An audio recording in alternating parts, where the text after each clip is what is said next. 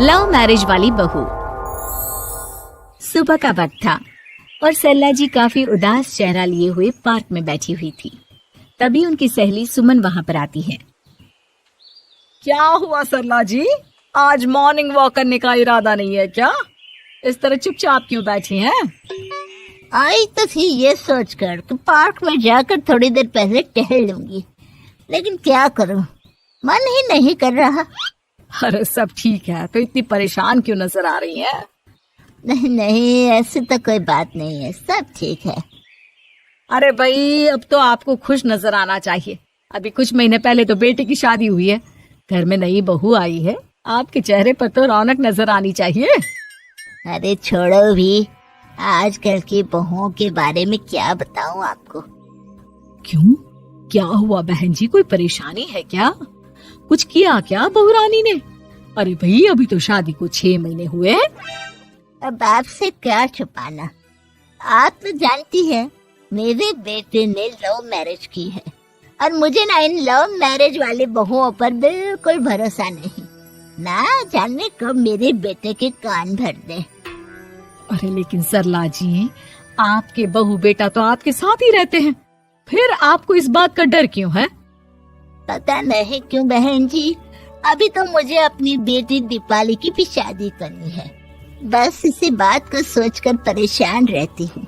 ये love marriage वाली बहू पता नहीं कितने दिन परिवार में एडजस्ट कर पाएगी। कल को अगर बेटे को लेकर दूसरी जगह चले गई तो क्या होगा? अरे हाँ, याद आया, दीपाली तो दिल्ली में नौकरी करती है ना? हाँ हाँ, बहुत अच्छी नौकरी लगी है उसकी। और आप किसी से कहना मत, अपने ऑफिस में साथ में काम करने वाला कोई लड़का उसे बहुत पसंद है, बता रही थी मुझे। लेकिन अभी तो आप कह रही थी कि आपको लव मैरिज और इन सब में भरोसा नहीं है। अरे तो क्या हुआ, जहाँ बेटी खुश रहे वहीं मैं खुश हूँ। और वैसे भी बेटी को तो दूसरे घर जाना है, वो लोग जाने और उनकी बहू जाने, मुझे तो बस अपनी बेटी का ब्याह करना है। अच्छा अच्छा, ठीक है ठीक है, जैसी आपकी मर्जी। लेकिन मुझे लगता है कि आप अपनी बहू के लिए कुछ ज्यादा ही सोच रही हैं। क्या पता वो वैसी ना हो जैसी आप समझ रही हो। सरला जी अपनी जगह से उठते हुए कहती है, अब ये तो भगवान जाने, बस मेरी बेटी दीपाली की शादी उसकी पसंद से हो जाए तो मैं गंगा नहा लूं। चलिए बहुत देर हो गई है, मैं भी अब घर जाती हूँ। अच्छा अच्छा ठीक है, मैं भी चलती हूँ। अगले दिन जब सरला जी अपने घर पर बैठकर चाय की चुस्कियां ले रही थी, तभी उनकी बहू वहां पर आती है। मम्मी जी, मैंने एक जगह नौकरी के लिए अप्लाई किया था और वहाँ से सब कुछ पॉजिटिव आया है। मैं भी नौकरी करना चाहती हूँ ताकि घर के खर्चों में थोड़ा हाथ बटा सकूं। अरे बहू, तुम्हें नौकरी करने की क्या जरूरत है? मेरा बेटा अच्छा खासा कमाता है, क्या तुम्हें किसी बात की कोई कमी है? तभी सरला जी का बेटा वहाँ पर आता है। नहीं माँ, उसे किसी बात की कमी नहीं है, लेकिन वो इतनी पढ़ी लिखी है और अगर नौकरी करना चाहती है तो हमें उसे नौकरी करने देना चाहिए। कुछ पैसे घर में आएंगे, हम सबकी मदद हो जाएगी।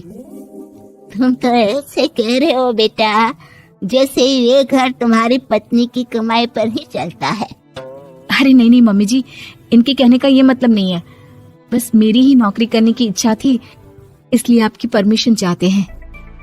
अब भाई, मेरा बेटा तुम्हें लव मैरिज करके घर में लाया है, मैं तुम्हें कुछ कैसे कह सकती हूँ? जो मर्जी आए करो। सरला जी का बेटा और बहू वहाँ से चले जाते हैं। अब उनकी बहू नौकरी करना शुरू कर देती है। कुछ ही दिन बाद सरला जी की बेटी दिल्ली से अपने घर आती है और अपनी माँ से कहती है, माँ, मैंने आपको बताया था ना, मुझे अपने ऑफिस में साथ काम करने वाले एक लड़के से बहुत प्यार है, मैं उससे शादी करना चाहती हूँ। माँ, हाँ हाँ, तो मैंने कब मना किया? अगर तुम उसे पसंद करती हो तो उसके घर वालों को कहो, हम आपस में बात करके तुम्हारी शादी तय कर देते हैं।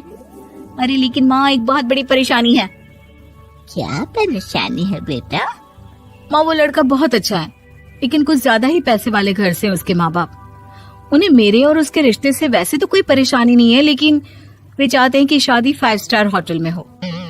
अरे ऐसे कैसे, हम तो मिडिल क्लास लोग हैं, हमारे लिए 5 स्टार होटल में शादी करना कोई आसान काम थोड़ी ना है। लेकिन माँ, मैं क्या करूँ? मैंने उनसे बात करने की बहुत कोशिश की, बस एक इसी जगह बात अटक गई है। साफ साफ कह दो बेटा, शादी करनी है तो ठीक है, लेकिन ये 5 स्टार में शादी करने वाली शर्त मैं नहीं मान सकती। अरे कैसी बात कर रही हैं आप मम्मी जी? अगर दीपाली को कोई लड़का पसंद है तो हम उनकी शादी के लिए पूरी कोशिश करेंगे, और अगर बात पैसों की है तो कोई परेशानी नहीं है। हाँ हाँ, तुम्हें तो बस बहुत आसान लगता है सब। जिस तरह तुमने मेरे बेटे से इतनी आसानी से शादी कर ली, सारे काम उतने आसानी से नहीं होते। समझ में आया? हर काम करने में पैसे लगते हैं। लेकिन माँ, मैं उस लड़की को बहुत पसंद करती हूँ। सही बात है बेटा, लेकिन तुम उस लड़के से साफ साफ कह दो, अगर उसे तुमसे शादी करनी है तो अपने घर वालों को मनाए। अगर नहीं मना सकता तो तुम दोनों अपनी गृहस्थी अलग से कहीं सेट कर लो। कोई जरूरत नहीं है अपने माँ बाप के साथ रहने की। मम्मी जी, ये आप क्या कह रही हैं? मैं भी तो आपकी बेटी के साथ लव मैरिज करके आई हूँ। अगर मैंने भी ऐसा ही किया होता तो? लो, अब तो मुझे उल्टा जवाब देने लगी। देखो बहू, मैं तुम्हारी सास हूँ, मुझसे ठीक से बात करो। लेकिन माँ, भाभी ठीक तो कह रही हैं। हाँ, अगर बात शादी के खर्च की है तो मैं उस लड़के से कुछ कह सकती हूँ, लेकिन उससे अपने घर वालों से अलग होने के लिए कहना, ये सही होगा क्या? आप तो समझिए माँ। और वैसे भी मम्मी जी, मैंने कुछ महीने पहले जॉब करना शुरू कर दिया था और अपनी पूरी सैलरी बचा कर रखी है।